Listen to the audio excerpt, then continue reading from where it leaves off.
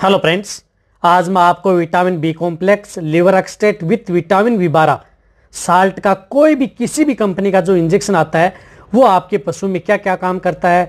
इस साल्ट का इंजेक्शन यदि आप अपने पशु में उपयोग में लेंगे तो आपके पशु में क्या फायदा होगा। और रही बात, एक और बताना चाहता हूं कि इस साल्ट का इंजेक्शन आपके बैग में जो मेडिसिन किट है उसके अंदर एनी टाइम रहना ही रहना चाहिए, क्योंकि यह एक ऐसा इंजेक्शन है जो लगभग सभी बीमारियों में उपयोग किया जाता है। इस साल्ट के जो भी इंजेक्शन आते हैं, तो इसलिए यदि इन जो साल्ट के जो इंजेक्शन हैं ये आपके पशु में क्या काम करेंगे, कौन से पशु में कितनी डोज देनी चाहिए, इस इंजेक्शन के क्या साइड इफेक्ट भी हो सकते हैं, किस रूट से आपको देना चाहिए, पूरी डिटेल से आपको इस वीडियो में बताया जाएगा। यदि वीडियो लंबी भी होगी तो वीडियो को आप स्किप करके मत देखना, वीडियो को आप पूरी देखना। यदि वीडियो आप पूरी देखेंगे तो आपको पूरा प्रॉपर नॉलेज मिलेगा। देखो, B complex and liver extract आपके पशु में क्या काम करती हैं और विथ विटामिन बी12 इंजेक्शन। विटामिन बी12 इंजेक्शन है तो इसका मतलब है कि उसके अंदर बी कॉम्प्लेक्स यानी उसके अंदर विटामिन बी1 भी है, विटामिन बी3 भी है, विटामिन बी7 और विटामिन बी12 है, यानी विटामिन बी12 यानी साइनोकोबालामिन भी है।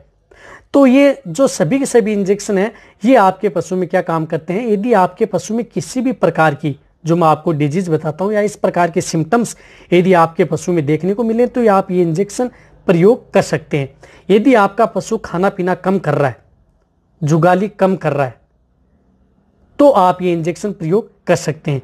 यदि आपके पशु में कई लंबे समय से यदि आपका पशु बीमार पड़ा है और यदि आपके उस पशु को एनर्जी प्रदान करना चाहते हैं ताकि उसके अंदर अच्छी एनर्जी पैदा हो, तब भी आप इस प्रकार के इंजेक्शन प्रयोग कर सकते हैं। देखो, अब ये इंजेक्शन कौन कौन से आते हैं, जिस प्रकार से मैं आपको बताऊं तो ये जिस प्रकार ये जाइडस का है Belamyl liver extract with vitamin बी12 इंजेक्शन, बेलामाइल भी आता है।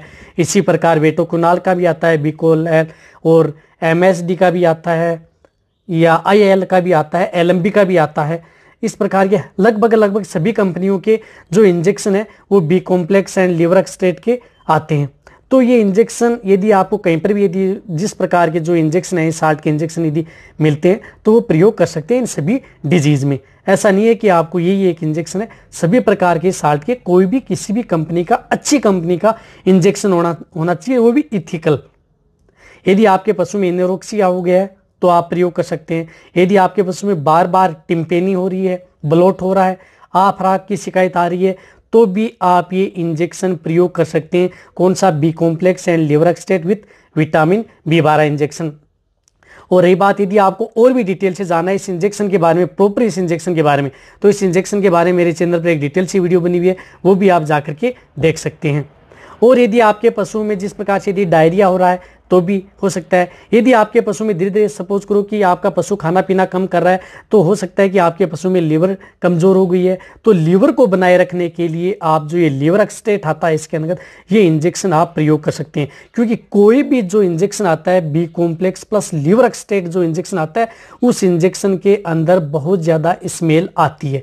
ये एक ध्यान रखना, जितना ज्यादा स्मेल आएगी वह इंजेक्शन उतना ही बेटर काम करता है और इतना ही अच्छा इंजेक्शन होता है, क्योंकि उसके अंदर लीवर के इस प्रकार के एक्सट्रैक्ट मिले हुए होते हैं, इसलिए उसमें ज्यादा स्मेल आपको इस इंजेक्शन में देखने को मिलती है।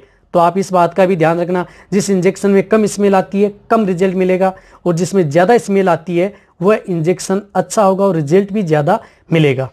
इस बात का भी आपको जरूर ध्यान रखना है किसी भी कंपनी का कोई भी इंजेक्शन प्रयोग करें। यदि आपके पशु में जिस प्रकार से, एक और बताना चाहता हूं कि जो भी इंजेक्शन आप एंटीबायोटिक इंजेक्शन उपयोग में लेते हैं किसी भी डिजीज में, जैसे यदि आपके पशु का एंटीबायोटिक है किसी भी प्रकार की बैक्टीरियल डिजीज है, वायरल डिजीज है, फंगल डिजीज है, और आप उसके अंदर एंटीबायोटिक उपयोग में लेते हैं तो एंटीबायोटिक की वजह से आपके पशु स्ट्रेस में आता है। एक बात बताना चाहता हूँ, एंटीबायोटिक की वजह से आपके पशु में दूध में कमी आती है, एंटीबायोटिक की वजह से आपका पशु दूध में गिरावट आती है, और साथ साथ और फीड में भी जाता है, आपका पशु खाना पीना कम कर देता है। तो इसके बचाव के लिए साथ में एंटीबायोटिक इंजेक्शन के साथ में आप जो B complex liver extract with vitamin बी12 इंजेक्शन साल्ट के जो इंजेक्शन आते हैं वह इंजेक्शन उस पशु को जरूर लगाएं। इसकी डोज कितनी देनी चाहिए वो भी मैं आपको बता दूंगा। तो इस साल्ट के इंजेक्शन उनको आप दे सकते हैं। जिस प्रकार से आपके पशु में एफएमडी हो गई है, खुरपका मुंहपका डिजीज हो गई है, बी कॉम्प्लेक्स का आप प्रयोग करें, लिवर एक्सट्रैक्ट का बहुत अच्छा रिजल्ट मिलेगा। एचएस में करें, बीक्यू में करें, और जो मेस्टाइटिस आता है उस रोग में करें। इंट्राइटाइटिस में करें, या किसी भी प्रकार के यदि आपके पशु में डायरिया हो रहा है तो उसमें भी आप जो B complex and liver extract injection आप प्रयोग कर सकते हैं उन पशु में, ताकि आपके पशु की जो एनर्जी है वो डाउन ना हो और आपका पशु कमजोर ना हो। तो अब इस इंजेक्शन को कौन से रूट से लगाना चाहिए और कितनी डोज देनी चाहिए। देखो, जो भी B complex and liver extract with vitamin B12 के जितने भी प्रकार के जो मैंने कंपनियां बताई, किसी भी कंपनी का जो इंजेक्शन है उस इंजेक्शन की वैसे स्टैंडर्ड डोज होती है 10 ml बड़े पशुओं के अंदर, जिनका बॉडी वेट 300 kg से लगभग हो, तो उसे 10 ml ओनली ऑन इंट्रामस्कुलर लगाया जाता है। यदि जिनका बॉडी वेट 300 kg से लेकर के ज्यादा हो, 500 ज्यादा वेट हो, तो आप ज्यादा से ज्यादा आप इसे 12 से 15 ml तक ही आप इस इंजेक्शन का प्रयोग करें, वो भी इंट्रामस्कुलर। और भेड़ बकरियों में यदि आप लगाना चाहते हैं जिनका बॉडी वेट 30 kg है तो आप 3 ml, जिनका बॉडी वेट 50 kg है उसे 5 ml इंट्रामस्कुलर। अब ये इंजेक्शन भेड़ बकरियों में भी उपयोग कर सकते हैं, सूअर में भी कर सकते हैं, गाय भैंस ऊंट सभी भी जो लगभग जो प्रकार के पशु आते हैं उनमें आप ये इंजेक्शन प्रयोग कर सकते हैं सिर्फ और सिर्फ इंट्रामस्कुलर यानी मांस में लगाया जाता है। पिट्ठू में भी लगा सकते हैं और गर्दन में भी आप इस इंजेक्शन को लगा सकते हैं। इस इंजेक्शन को कभी भी आप इंट्रावेनस यानी नस में नहीं लगाएं, क्योंकि नस में यदि आप इस इंजेक्शन को प्रयोग करेंगे तो आपके पशुओं को ब्लड को रोक सकता है और आपके पशुओं को हार्ट अटैक की वजह से आपके पशु की डेथ भी हो सकती है। ये बात आप जरूर ध्यान रखें। ये जरूरी नहीं कि सभी पशु में हो सकती है, लेकिन आपके पशु में हो सकती है। इसका एक आपको इंट्रावेनस इस इंजेक्शन को, जो लिवर एक्सट्रैक्ट जो इंजेक्शन आते हैं उनका आप कभी भी प्रयोग ना करें। इस बात का भी आपको जरूर ध्यान रखना है। नहीं, आप जो फ्लूइड लगाते हैं किसी ड्रिप में इस इंजेक्शन को भूल कर भी न डालें, ये आपके लिए एक वार्निंग है। और यदि आपके पशु में जिस प्रकार के यदि मेटाबॉलिक डिजीज हैं, जितनी भी प्रकार की यदि मेटाबॉलिक डिजीज होती है, पेट से संबंधित जो भी बीमारी है, खाना पीना कम, सुचारू, ketosis disease, other disease, metabolic यानी पेट से संबंधित बीमारी है, इस इंजेक्शन को लगातार आप 5 से 7 दिन लगा सकते हैं उस पशु को, यदि अच्छी रिकवरी लेनी है। कोई साइड इफेक्ट आपको देखने को नहीं मिलेंगे। यदि आपका पशु प्रेग्नेंट है तो भी लें, नॉन प्रेग्नेंट है तो भी लें, कोई इसका साइड इफेक्ट आपके पशु में नहीं होगा यदि इस इंजेक्शन को लगाएंगे तो। किसी भी प्रकार के पशु में लगाएं, आपको अच्छा ही रिजल्ट देखने को मिलेगा। अब जो मैंने ये बी कॉम्प्लेक्स लिवर एक्सट्रैक्ट के बारे में, आप इस इंजेक्शन के बारे में जितना हो सकता है मैंने शॉर्ट और थोड़ी डिटेल से बताने की कोशिश की है। देखो, ये इस प्रकार का जो B complex liver extract with vitamin B12 60 के जो इंजेक्शन आते हैं, इस इंजेक्शन को यदि आपके पशु में किसी भी प्रकार की यदि भूख नहीं लग रही है, भूख की वजह से है, भूख नहीं लग रही है, तो इसमें प्रयोग करें, बेटर रिजल्ट मिलेगा। कमजोर, बेटर, नर्वस सिस्टम कमजोर है, बेटर रिजल्ट मिलेगा। यदि किसी भी प्रकार की यदि डिजीज है तो अच्छा रिजल्ट मिलेगा। रही बात इस प्रकार के इंजेक्शन को यदि आपके पशु का टेम्परेचर हाई हो जाता है, एक और बताना चाहता हूं, इस प्रकार के भी कमेंट आते हैं इस प्रकार के कि ये इंजेक्शन हाई टेम्परेचर पर भी लगाए जाते हैं क्या। हाई टेम्परेचर पर इस इंजेक्शन को आप बिल्कुल भी प्रयोग नहीं करें। हाई टेम्परेचर का मतलब है कि यदि आपके पशु में 104 डिग्री फ़ारेनहाइट यदि आपके पशु का टेम्परेचर बढ़ गया है तो उस स्थिति में आप ये इंजेक्शन का आप प्रयोग न करें, उससे आप बच सकते हैं। जिस प्रकार से आपके पशु में प्रोटोजोआ जनित रोग हो जाते हैं, यदि हो जाते हैं और उसका टेम्परेचर बहुत ज़्यादा ही हो जाता है तो न करें। जब पशु का टेम्परेचर थोड़ा मेंटेन हो जाता है, इक्वल हो जाता है, 104 से नीचे आ जाता है 103 102 के लगभग, तो आप इस इंजेक्शन का प्रयोग कर सकते हैं। आपके पशु में बहुत ही अच्छा रिजल्ट देखने को मिलेगा इस साल्ट के इंजेक्शन से। अब ये इंजेक्शन है जो आप अपने जो नज़दीक पशु चिकित्सक है उनकी देखरेख में ही आपको प्रयोग करना है।